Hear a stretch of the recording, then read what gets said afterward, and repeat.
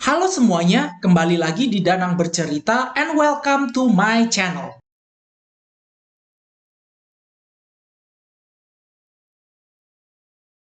Dalam barang yang menjadi koleksi pajangan museum, tidak hanya terdiri dari barang bersejarah ataupun diorama, tapi juga figur 1:1. Nah, di konten video ini, admin akan membagi cerita menjadi 2 bagian. Dan ini adalah bagian yang pertama. Dari sini, apa saja yang dimaksud dengan figur 1:1? Yuk simak di Danang Bercerita. Figur 1:1 yang dimaksud adalah bisa merupakan sosok yang menyerupai yang asli atau merupakan sosok asli dari figur yang dimaksud. Dari hal ini, tergantung figur 1:1 yang ditampilkan berdasarkan jenis museumnya. Oleh karenanya, figur 1:1 bisa jadi merupakan fauna yang sudah diawetkan atau berupa manekin orang-orangan seperti aslinya. Tapi harus berdasarkan data yang sudah diteliti oleh pihak museum. Dari sini, yang suka menampilkan figur 1:1 adalah biasanya museum jenis museum sejarah alam dan museum yang terkait dengan sejarah manusia. Dengan adanya barang seperti ini, hal tersebut bisa membuat orang tertarik untuk pergi ke museum dan mempelajari tentang informasi terkait mengenai figur tersebut dengan cara melihatnya lebih dekat dan kalau perlu ditemani oleh seorang pramuwisata atau tour guide agar bisa memahaminya lebih dalam sebagaimana pramuwisata atau tour guide bisa menjelaskan barang tersebut. Hal ini biasa dilakukan di museum yang menyediakan informasi terkait dengan sejarah manusia dengan cara menampilkan manekin yang memakai replika seragam tentara dan juga pakaian sipil. Dalam hal ini, mereka tidak hanya menampilkan manekin yang memakai replika seragam tentara, tapi juga ada yang sebagian juga merekonstruksi suatu kejadian. Untuk itu, contoh yang pertama adalah Museum dan Monumen Pembela Tanah Air di Bogor.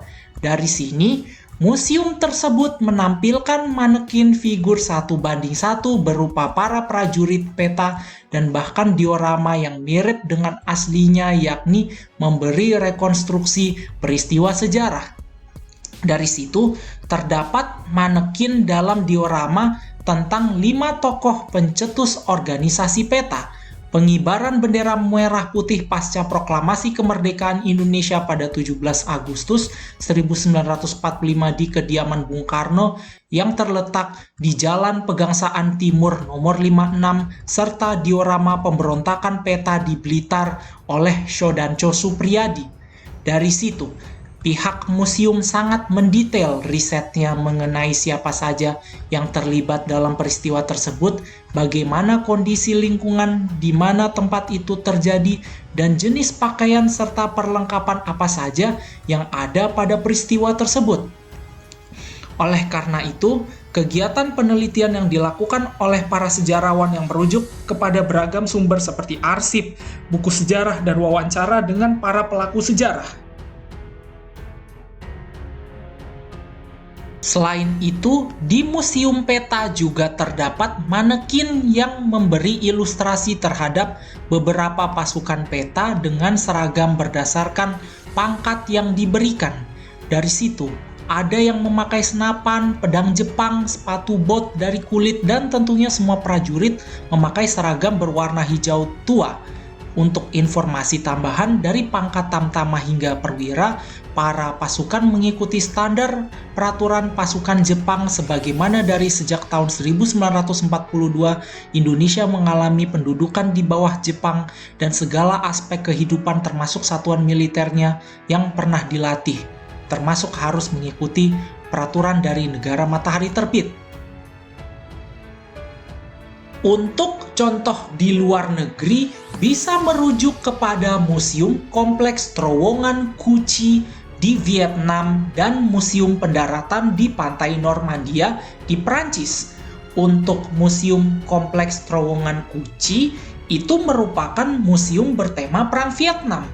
Dari situ, mereka menampilkan jenis manekin para gerilyawan Vietcong yang pernah bertempur melawan Amerika Serikat dan sekutunya dari 1957 hingga 1973. Untuk catatan, Kompleks Terowongan Kuci merupakan kompleks terowongan yang dibangun pada akhir tahun 1940-an pada saat Vietnam perang melawan penjajah Prancis, dan kompleks terowongan tersebut mulai dikembangkan lebih dalam pada saat eskalasi perang meningkat melawan Republik Vietnam Selatan yang merupakan ideologi kapitalisme sejak akhir tahun 1950-an, terutama dengan keberadaan Amerika Serikat beserta sekutunya. Kembali soal manekin yang ada di Kompleks Terowongan Kuci.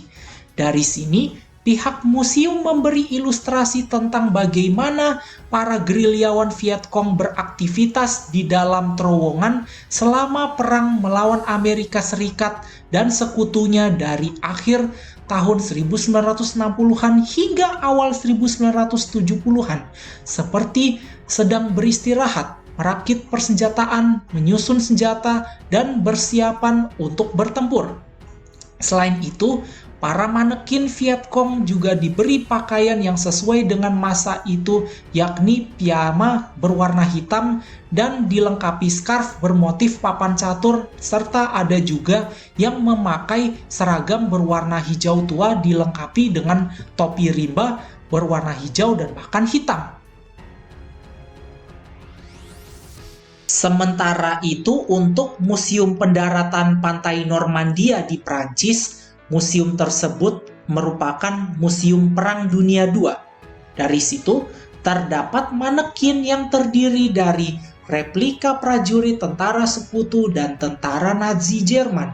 Untuk tentara sekutu, tentunya terdapat seragam tentara Amerika Serikat dan Inggris Raya sebagaimana mereka merupakan kedua negara yang melakukan invasi terhadap pantai Normandia pada tahun 1944.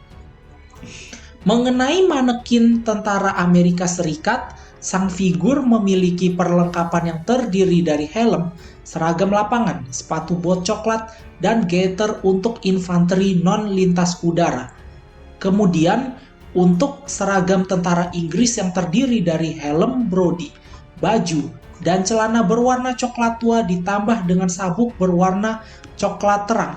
Sementara itu, untuk tentara Jerman, mereka memakai seragam berwarna abu-abu sebagaimana seragam bernama Feldgrau dalam bahasanya merupakan standar dari negara Jerman sejak adanya partai politik yang dipimpin oleh seorang bapak berkumis memimpin dari tahun 1933. Oh ya, ada juga manekin seragam pilot Amerika Serikat era Perang Dunia II yang terdiri dari perlengkapan bernama topi visor, pelampung berwarna kuning, jaket, dan celana kulit ditambah dengan headset untuk berkomunikasi dengan pihak sekutu lainnya.